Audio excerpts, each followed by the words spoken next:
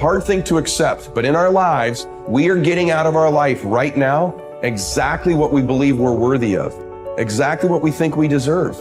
Our life is a direct reflection of our identity, which is the thoughts, concepts, beliefs, values, and worth we hold true to be about ourselves.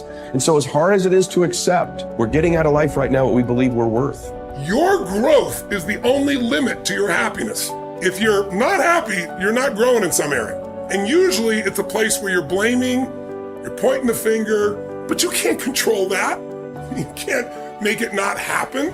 What you have to do is become stronger than any of it so you're free. Freedom comes from growth. Freedom does not come from control. Then you would have to ask yourself, who do I want to be when I open my eyes? Now, the act of answering that question is going to turn on your frontal lobe, and the frontal lobe has connections to all other parts of the brain. And it's interested in answering that question because it is the creative center. So as it begins to scan the landscape of the brain, it can only gather information from things you've intellectually learned or things you've experienced in your life. And it begins to associate those different memories with the question. And when you get enough networks of neurons firing in your brain, you see an image or a picture. That's intention.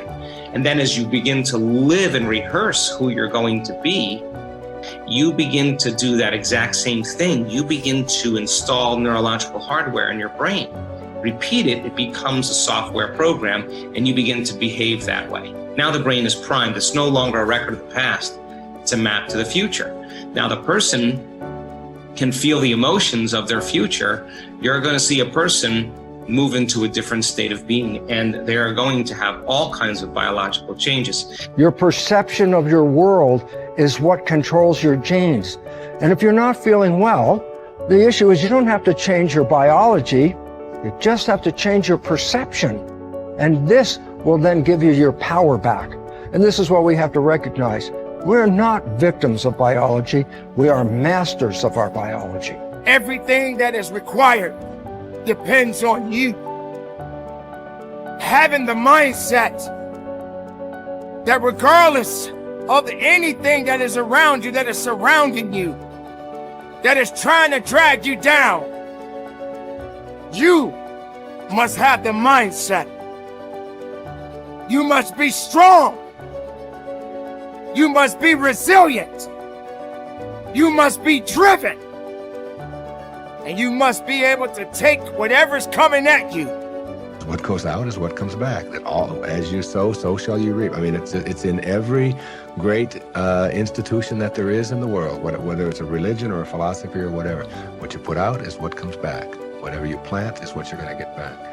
And the more that you put out honesty, just because it's what you are, because you are being honesty, you're not trying to be honest, you are just being honesty, then that's what will come back to you on a regular basis. And when it doesn't, you'll just see that as another test for you to pass. This comes from Einstein. He said, the most important decision any human being must make is whether or not you live in a friendly or a hostile universe. Now, he could have said realization, but he didn't. He said decision. You have to decide, because there is no empirical truth. You don't live in either a friendly or a hostile universe. You decide, and that perception, that viewpoint from which you judge everything else that happens in your life will be colored by whether or not you think it is a universe that is working for you or against you.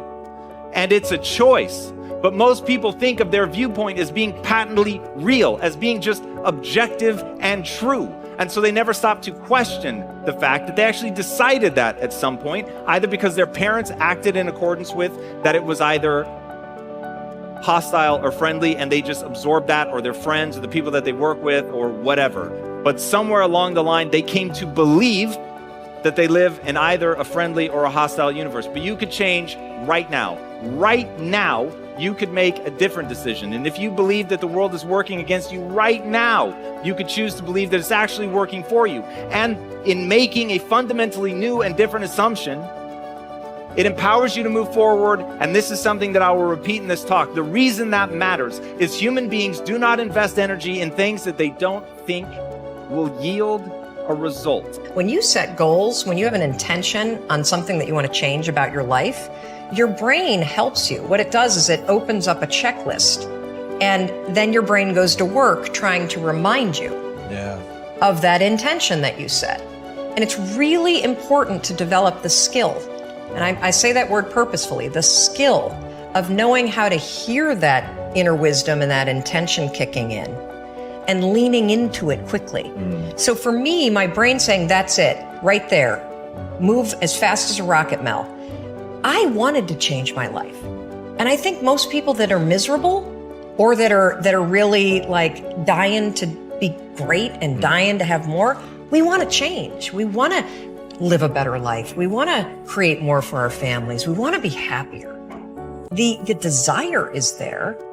Again, it's about how do you go from knowledge to action. So the first thing in this story that's important is realizing that the answer was in me. And my mind was telling me, pay attention.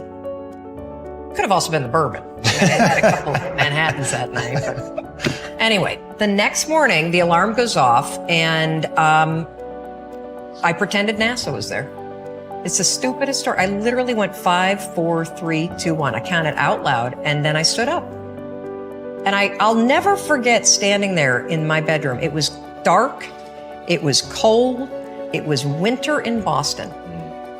And for the first time in 3 months, I had beaten my habit of hitting the snooze button.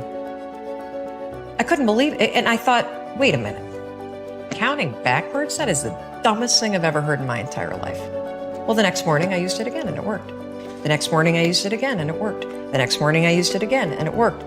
And then I started to notice something really interesting. There were moments all day long,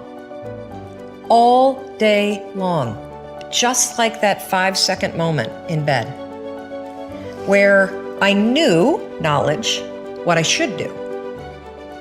And if I didn't move within 5 seconds, my brain would step in and talk me out of it. Every human being has a 5-second window, might even be shorter for you.